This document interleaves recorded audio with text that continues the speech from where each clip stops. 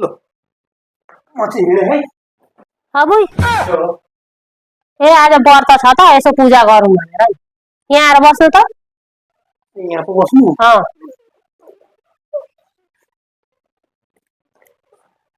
भोलि माइत जानु पर्ने। ए हो र? भइहाल्छ, जाँदा भइहाल्छ नि।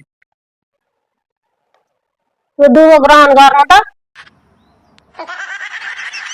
यसले त हुँदैन, यस्तैले शिव खुस थोडी हुन्छ।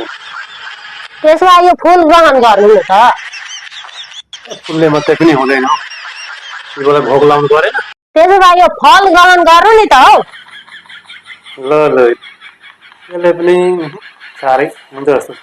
हे प्रभु यसले पनि तपाईँ खुसी हुनु भएन होइन? सबैलाई खुसी हुने एउटा म वस्तु दिन्छु ल। ए लिनु तपाईँ खुसी हुने। यो त हो त।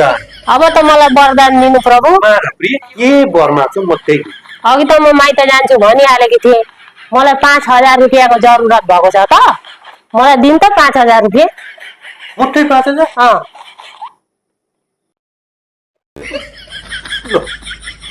म चाहिँ हिँडे है। अब खाली पर्स जिम्मा लाएर शिव त भागे त हौ।